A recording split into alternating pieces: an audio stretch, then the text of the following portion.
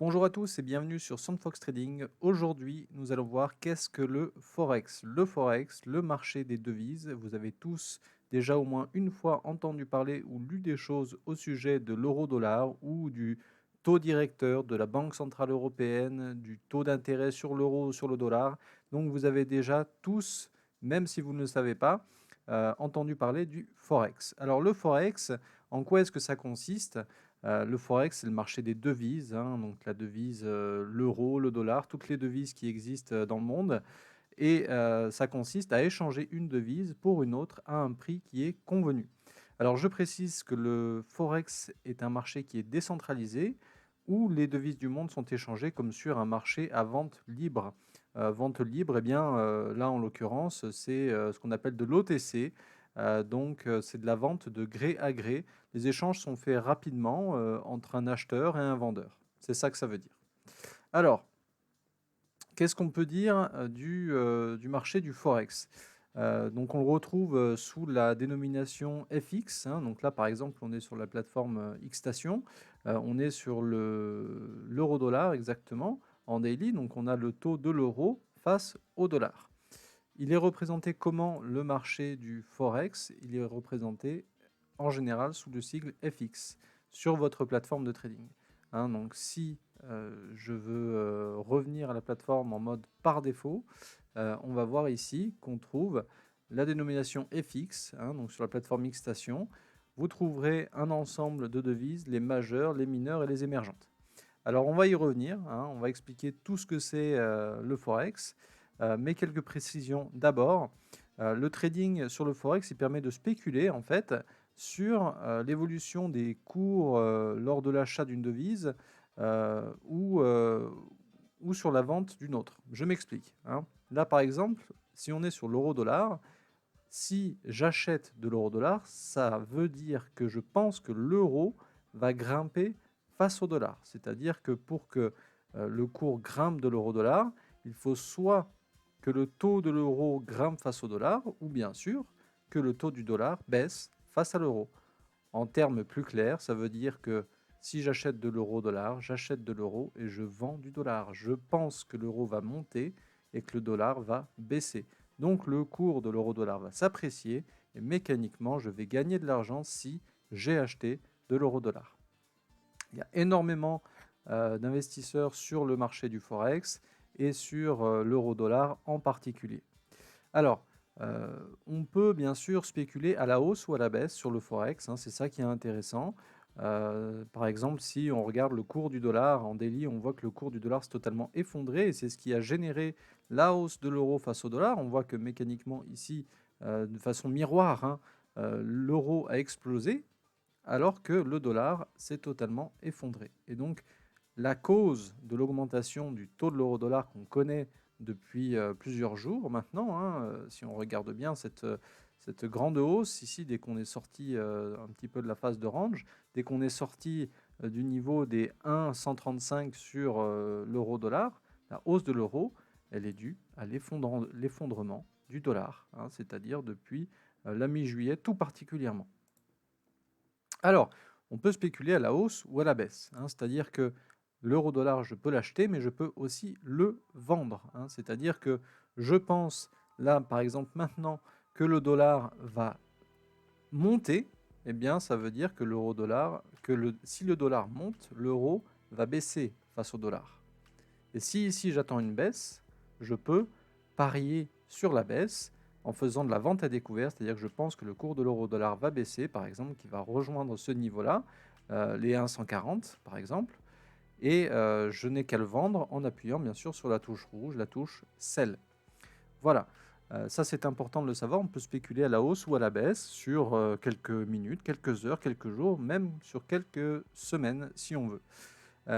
Donc, qu'est-ce qu'on doit prendre en compte pour trader ou investir sur le marché des devises? Il y a pas mal d'éléments à prendre en compte. Il faut prendre en compte d'abord un certain nombre de facteurs économiques et bien sûr ce qui relève des politiques monétaires. C'est normal, on parle de monnaie. Donc, on va prêter attention au niveau des actualités ou du calendrier macroéconomique, particulièrement à ce qui concerne les taux d'intérêt. Les taux, donc, par exemple ici, décision de taux d'intérêt de la Fed, c'est aujourd'hui et c'est à 20 heures sur le taux d'intérêt du dollar finalement. Et ça va orienter à la hausse ou à la baisse toutes les paires reliées au dollar que vous pouvez trader. L'euro-dollar, ou la livre sterling contre dollar, ou le yen contre le dollar par exemple. Donc à suivre, d'un côté bien sûr la politique monétaire de la Fed, c'est la réserve fédérale américaine.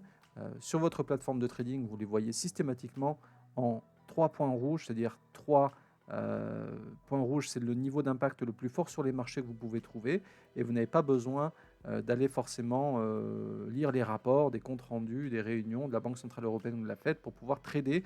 Simplement, tenez-vous au courant de ces actualités, elles sont très importantes. Alors d'ailleurs, tout est fait pour vous aider sur cette plateforme, vous le voyez. On vous explique ce que c'est ici. Et bien sûr, après, on dit la dernière valeur où elle était, ce qui est attendu comme valeur par rapport aux prévisions. On regarde le résultat et ça nous donne une indication importante pour pouvoir trader. Donc, suivez l'actualité monétaire de la Fed et de la BCE principalement, si vous faites de l'euro-dollar, pour pouvoir trader à la hausse ou à la baisse cette paire de devises. Donc, ce qui est intéressant, notamment sur le marché du Forex, c'est qu'il est ouvert 24 heures sur 24 et 5 jours par semaine, du lundi au vendredi. Donc ça, c'est vraiment intéressant parce que ça peut laisser des opportunités tout le temps, toute la semaine, le matin, l'après-midi, le soir. Si vous êtes un oiseau de nuit et que vous faites quelques insomnies, ça peut être très intéressant de trader la nuit sur l'euro-dollar. Et puis sinon, la journée, il y a toujours des opportunités.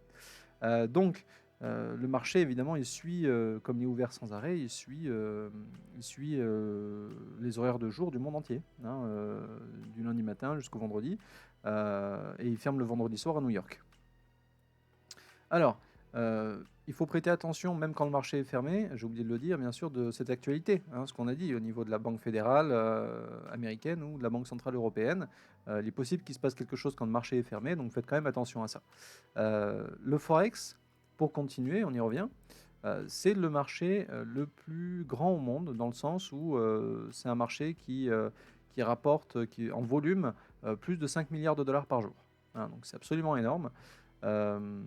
C'est pour ça que du coup on peut facilement trouver des opportunités grâce à la variation entre une devise, le niveau d'une devise par rapport à une autre, et son appréciation sur les marchés. Alors, si par exemple vous êtes tous déjà allés à l'étranger peut-être au moins une fois, vous avez échangé vos euros contre le baht thaïlandais par exemple, c'est à la mode de partir en Thaïlande en vacances, eh bien vous avez déjà tous fait de l'euro-dollar. Alors ce qu'il faut savoir sur le marché du Forex, c'est qu'en fait on parie, on achète, on vend les taux de change entre une monnaie et l'autre. Alors vous allez voir qu'il y a 3 catégories classiquement qu'on trouve sur les plateformes de trading. Les majeures, ça veut dire les paires de devises majeures, les plus fortes au monde, les devises les plus fortes. Ça comprend quoi? Ça comprend la livre sterling, c'est le GBP. Ça comprend le CHF c'est le franc suisse. L'USD pour le dollar. JPY ou JPY, c'est pour le yen. CAD, c'est pour le dollar américain. On a aussi le dollar néo-zélandais qui est moins tradé quand même, et pour moi moins intéressant, mais il y a quand même des opportunités à faire dessus. Et le dollar australien, AUD. Ensuite, on trouvera les mineurs, c'est-à-dire que les paires de devises qui sont, on va dire, intermédiaires. Elles sont moins fortes que celles qu'on a citées avant, mais elles sont quand même pas mal échangées sur les marchés. Et pour terminer, les émergentes, donc on parlera des monnaies des pays émergents, tout simplement, qui arrivent en 3e position. Il faut savoir quelque chose sur le marché du Forex, c'est que, surtout si vous êtes débutant, vous avez tout intérêt à trader essentiellement les majeurs. Pourquoi? Eh bien, tout simplement parce que ce sont les plus liquides, c'est celles qui sont le plus échangées en termes de volume d'achat et de vente tous les jours. Donc ce sont aussi les moins chers en termes de commission à trader, que ce soit à l'achat ou à la vente. Ça vous coûtera beaucoup moins cher de trader l'euro-dollar que de trader, je sais pas moi, par exemple, on va aller chez les émergentes,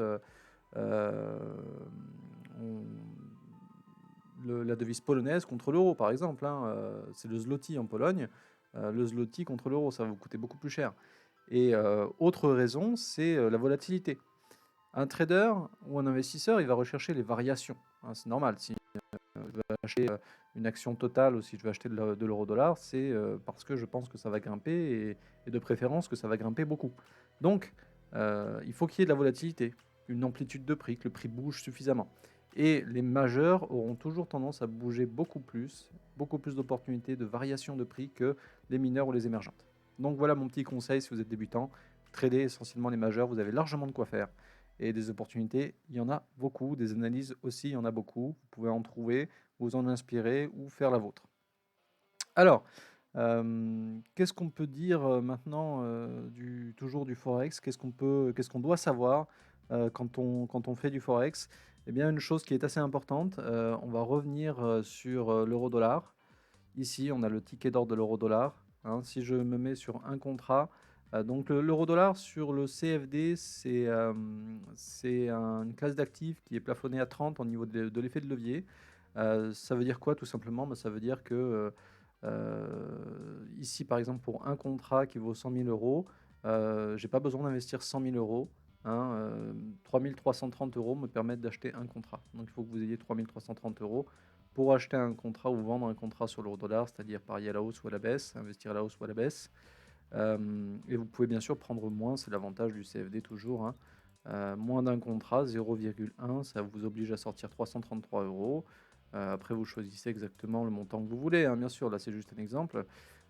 Ou le volume 0,01, c'est 33 euros minimum avec 9 centimes de variation du PIB. Hein. Donc le PIB, c'est quoi? Il faut surveiller la partie qui est en gras, pardon, en blanc et en gras, c'est le PIB, hein, la plus petite variation du cours de l'actif. Ici, c'est si je passe de 58 à 59, je vais gagner 9 centimes, c'est ça que ça veut dire. Ou si je passe de 58 à 57, ici, bah, si je suis acheteur, je vais perdre 9 centimes. Voilà, c'est ce qu'il faut savoir. On reviendra un petit peu plus tard sur toutes les spécificités qui sont liées au trading de l'euro-dollar sur plusieurs jours, puisqu'il y a des swaps, des commissions, si vous tenez votre position plus de 24 heures. Hein, on parlera de ça en détail, mais sachez-le, si vous tenez votre position à l'achat ou à la vente après minuit, vous aurez des frais de swap, c'est-à-dire des commissions pour tenir votre position chez le broker. C'est le cas chez tous les brokers. Hein. Donc soyez-en conscients si vous voulez faire du trading plus ou moins long terme sur le marché du Forex. Voilà, ce sera tout pour cette explication du marché du Forex. J'espère qu'elle a répondu aux questions que vous pouviez vous poser. Il y aura d'autres vidéos qui iront plus loin dans les explications. Dans tous les cas, ne vous inquiétez pas, on parlera plus en détail de l'analyse sur le Forex hein, et des stratégies qu'on peut mettre en place dans une autre vidéo. Je vous souhaite une très bonne journée, un très bon trading et à bientôt.